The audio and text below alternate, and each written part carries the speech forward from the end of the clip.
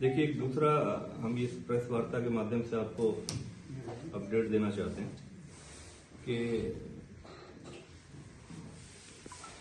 Faridabad police crime branch sector 30 में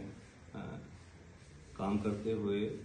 कुछ मुख्य आरोपी हैं जो एक्सटॉर्शन का रैकेट इंटरनेशनल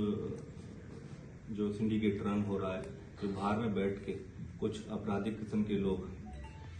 इंडिया के, हिंदुस्तान के और खासकर दिल्ली एनसीआर और नेबरिंग हमारे स्टेट्स पंजाब, राजस्थान, यूपी, हरियाणा के अन्य अलग अलग जगहों पर एक्सटॉर्शन का रैकेट रन कर रहे हैं। बाहर में विदेश बैठ के यहाँ के लोग, व्यवसायियों को और आम जनमानस को धमकी भरे मैसेजेस, कॉल्स और अन्यथा अलग अलग ऐसे प्रारूप से जो धमकी भरे एक्सटॉर्शन कॉल्स करते हैं और इस तरीके की गतिविधियों को अंजाम दे रहे हैं। उसमें एक बड़ी कार्रवाई करते हुए Faridabad police crime branch sector 30 में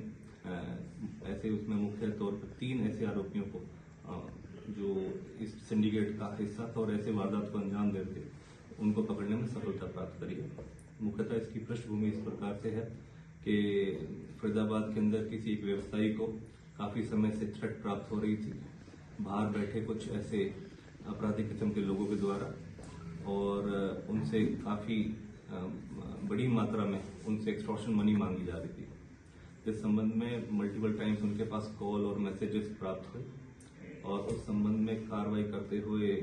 जो हमारी कमिश्नर पुलिस हैं श्री सत्येंद्र गुप्ता के मार्गदर्शन निर्देशन में जो हमारी क्राइम ब्रांच है निरंतर इस पर नजर बनाए रखी हुई थी और ऐसे अपराधियों की तलाश में थी कि कौन ऐसे व्यक्ति विशेष जो ऐसे सिंडिकेट का हिस्सा है और ऐसी कार्रवाइयों को, गतिविधियों को अंजाम दे रहे हैं। तो उसी के मद्देनजर हमारे सत्येंद्र गुप्ता जो सीपी फरीदाबाद है, उन्होंने डायरेक्शन दिया और हमारे डीसीपी क्राइम श्री मुकेश मल्होत्रा के मार्गदर्शन में टीम गठित करी गई जो निरंतर इन सिंडिकेट के सभी जो हेंचमैन हैं, जो ऐसे गुर्गे हैं, उनके ऊपर काम कर रही थी। कौन सिंडिकेट को रन कर रहा है, ऐसे कितने उनके गुर्गे हैं जो आसपास इस क्षेत्र में एक्टिव हैं, उनके खिलाफ कार्रवाई करते हुए 3 ऐसे मुख्य आरोपियों को जिन्होंने इस वारदात को अंजाम दिया उनको पकड़ने में सफलता प्राप्त कर लिया। इस क्राइम ब्रांच जो सेक्टर 30 है, इनको जो लीड कर रही थी टीम, उसमें जो मुख्य तौर पे इंस्पेक्टर अनिल है, उनकी मुख्य भूमिका रही है और उसके साथ हमारी अन्य क्राइम ब्रांच सेक्टर 48 और सेक्टर 85 के इंचार्जेस और उनकी टीमों ने भी इस चीज के अंदर योगदान दिया है।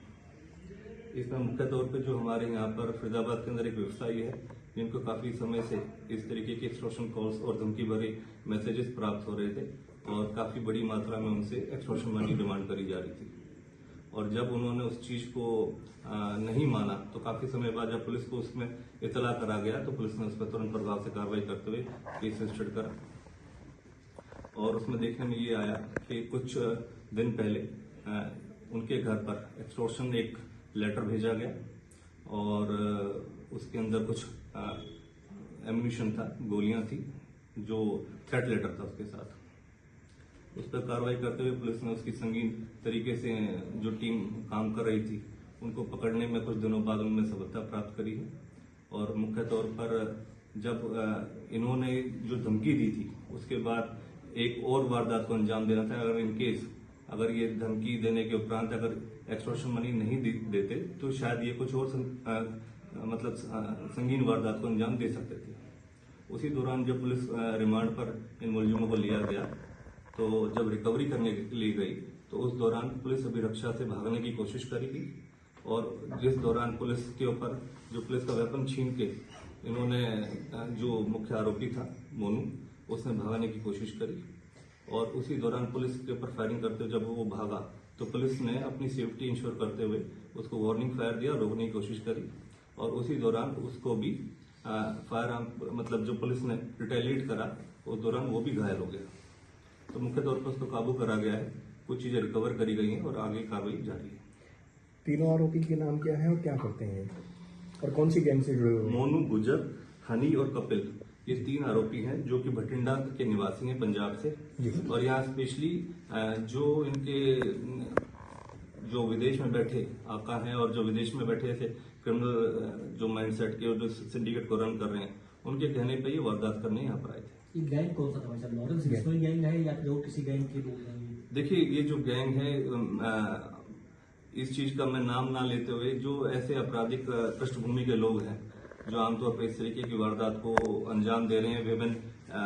अलग अलग स्टेट्स में, दिल्ली एनसीआर के अंदर अलग अलग जगहों पर इस तरीके की सिंडिकेट को रन कर रहे हैं और एक्सटॉर्शन के रैकेट को रन कर रहे हैं। तो ये काफी ऐसे जो गैंग्स रन हो रहे हैं उनके खिलाफ ये एक कड़ी चुनौती भी थी पुलिस के पास, और उसी तरीके से इनके खिलाफ कार्रवाई भी करी जा रही थी, जिस एवज में इनको पकड़ा गया है। जो ये इंटरनेशनल बाहर विदेशों में बैठ के इस तरीके के गैंग्स को रन कर रहे हैं, मुख्य तौर पर ऐसे लोगों का नाम लेना ठीक नहीं है। इनकी क्रिमिनल हिस्ट्री क्या है तीनों की? और जो मोनू है, इसमें मुख्य जो इनका हेंचमैन था इस गैंग का, उसके ऊपर 4 केस हैं किडनैपिंग, आर्म्स एक्ट के, और जो हनी है उसके पास डेकोइटी का केस है, और जो उसके साथ दूसरा कपिल है इसके ऊपर भी एक व्हीकल थेफ्ट का केस है। तो यही बेसिकली एक जानकारी थी जो आगे अब इनको पुलिस रिमांड पर फर्दर और भी आगे कार्रवाई कर रही है पुलिस, और भी जो अन्य लोग हैं जो इस सिंडिकेट का हिस्सा है उनको जल्द से जल्द। वहाँ मौके से बरामद क्या किया गया है मोनू के पास? जो रिकवरी करने गए थे वहां पर एक कंट्री मेड पिस्टल है और एम्यूनिशन है। किसी मुलाजिम को चोट तो नहीं लगी सर? नहीं, लकीली नरोली एस्केप था, वहां पर किसी का चोट नहीं। जैसे AK-47 की कारतूस है सर, कुछ पता लगा कहाँ से लाए? उसके संबंध में भी जानकारी ली जा रही है, क्योंकि पुलिस रिमांड के दौरान और जानकारियां हासिल करी जा रही है। जल्द से जल्द जितनी चीजें और जानकारी आएंगी उसके बाद दोबारा से भी विजिट करके आपको बताएंगे। कितनी गोलियां